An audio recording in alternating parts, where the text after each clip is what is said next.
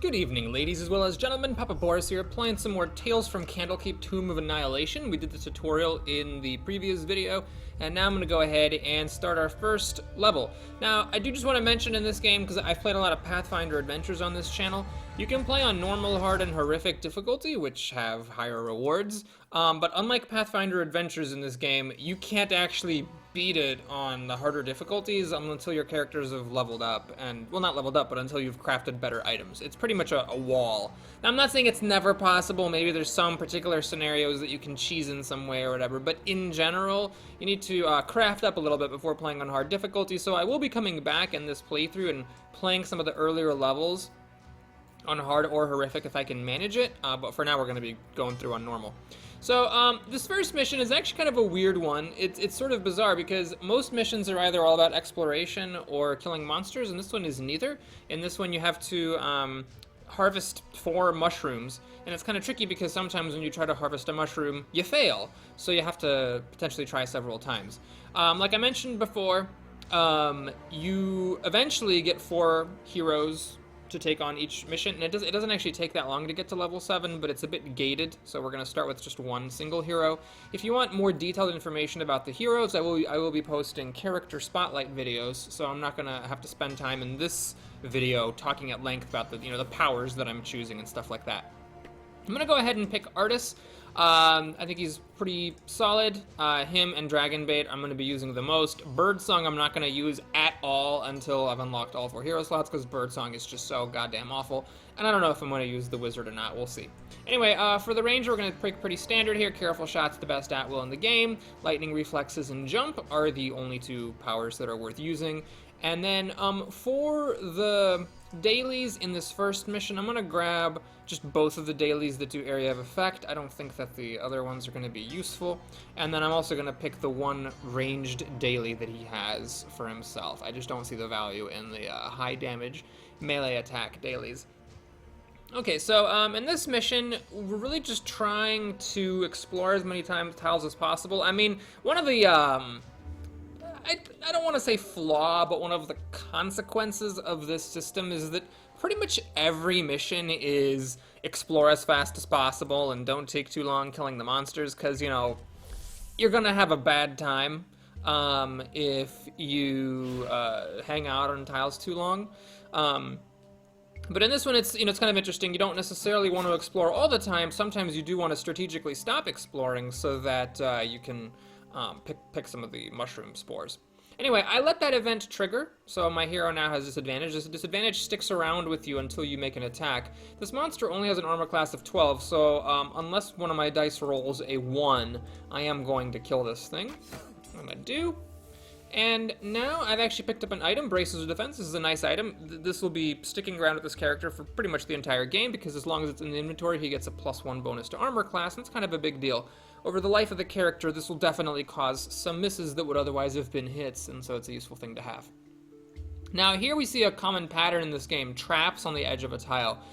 Basically, you can kind of think of it as like there's a deck of map tiles in a pile, and each time you explore, you draw the next one. So there's nothing particular about exploring out this way, that I won't get by exploring any other place. So typically with these, I'm just going to ignore them. I'm going to move over here and explore this tile. Again, we're looking for the mushrooms because we're trying to get 4 of them. Okay, this guy has an armor class of 10, so I can't possibly miss. Notice a little quirk of this game. Careful Shot only works on monsters 1 or 2 tiles away. You can't target monsters on the same tile, but I can shoot this guy because the border of the tile is right here. If the monster had moved onto my tile, it's fine. I would have just moved and then shot him from the other tile. So that's why Careful Shot is such an amazing at-will. You get a huge bonus to hit and no actual meaningful drawback. I'm now going to go ahead and explore this tile, see what's over here. Alright, another one of these monsters. This is a challenging tile, so let's see. Each hero gains disadvantage. I could interrupt this. I have 2, soon to be 3 bars of adrenaline rush, so I can interrupt some of these events, but disadvantage is just not that significant when I have the best at-will in the game and just an enormous bonus to hit. The only thing that's a little bit concerning, I guess, is the fact that I am getting hit quite a bit. Alright, so when you kill a monster, I should note, you draw a treasure card, and sometimes it's an item like these bracers, other times it can be an effect. So I got Seize the Moment, which means I'm going to get an extra action. So I could, for example, move, disarm a trap, and move again, but I don't really see the point of that. What I'm going to do is take advantage of my extra movement to explore a tile farther away that I otherwise wouldn't be able to explore. Because right here I only have one place to explore. If this is a dead end, I'm going to be kind of far away from everything else. Whereas if I explore a dead end over here, I'm going to have another exploration opportunity like right nearby. So that's how I'm going to use that extra action. All right, there's some of the mushrooms. So what's going to happen here is I'm actually going to try to kind of have my cake and eat it. I'm going to step right here so I explore and I can still have a chance to harvest this mushroom. Okay, I failed, which means I take a damage. I don't know what you have to roll. It looks like I rolled a 3, and that's why I failed to pick this thing up. And you take a damage each time you fail, so this thing I'm going to block. Attack and stun the active hero, so I might dodge it. But if I am stunned and lose one of my actions, that would be very annoying, because I definitely want to be able to take more than one action on my next turn. Alright, so what I'm going to do here is shoot this thing. This thing actually has 2 health. Alright, so what I'm going to do is I'm going to use my lightning reflexes here. So what this does is it gives me disadvantage and then repeats my last at-will power. I do have disadvantage, but I had to just roll both dice above a 3, or above a 2 to hit that monster. Alright, I picked up Recovery, which is a really nice one. It heals you for a point and lets you recharge a daily power or a utility power that you've used. So that's an argument to be made in favor of using your dailies early, by the way, so that if you do get this recovery thing, you can actually get them back. Anyway, what I'm going to do here is have an encounter. Instead of exploring a tile and fighting another monster, I don't actually want any more monsters. I want to be able to have a chance to pick this mushroom. Alright, we got a good encounter. Nothing happens. Great, so that's nice. I'm going to try this one more time here with this mushroom. Missed again. Alright, so I'm not going to explore. What I'm going to do is I'm just going to keep staying here until I get this thing. Oh, I actually got advantage. That's nice. It's the only, like, actually positive type of encounter you can get from the encounter deck. So I believe the advantage will be used up when I try to pick this mushroom. It's going to roll twice. No, I got to keep advantage. I was wrong about that. I guess advantage is only for attacks. Alright, so what I'm going to do is I'm going to go over here and explore the next tile. Alright, and there's the other mushrooms I gotta pick. So at this point, it's just a matter of surviving the events and making these damn rolls to pick up these mushrooms. Okay, good.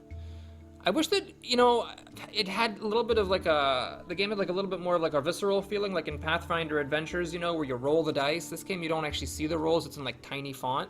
So it looks like 7 actually is enough to pick up these mushrooms. I mean, it could be that even lower would work, and maybe I just got unlucky rolls before. Wow, I got another positive encounter. I mean, I do have 2 more encounters I can block, so I'm not too concerned about it, but... Alright, so let's go ahead and pick a mushroom. There we go. I'm feeling pretty confident. Let's go ahead and... actually, no. I could go and explore a tile, but I can still block 2 more events, so there's no reason to risk, like, spawning a tile with 3 mushrooms on it or something.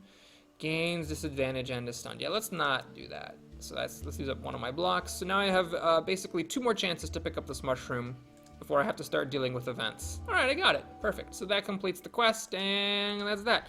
Yeah, it's kind of weird. It's the first quest. It's not that easy because you can fail those mushrooms, picking those mushrooms up, and you only have 1 hero.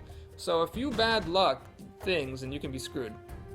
Okay, I got 3 regular chests for this mission, or common chests. There's common, uncommon, rare, very rare, and legendary.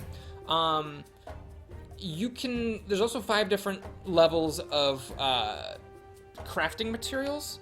Common, uncommon, rare, very rare, and legendary, but it's not like a 1-to-1 with the chests. So common chests could have basic stuff, but they can also have uncommon stuff, or like, you know, uncommon chests will also have some common materials in them. Anyway, we got a whole bunch of common materials here, which is not that exciting. Of course, it's the first level. Mostly what I'm going to be trying to do is switch, or is skip the common items and go straight to the uncommon items when that is possible. Anyway, let's see, that was what, 9.5 minutes? Yeah, let's go ahead and pause there. We'll have these be nice and short videos. So we're going to go back here and with 2 heroes do our next level in the next video. I'll see you guys soon.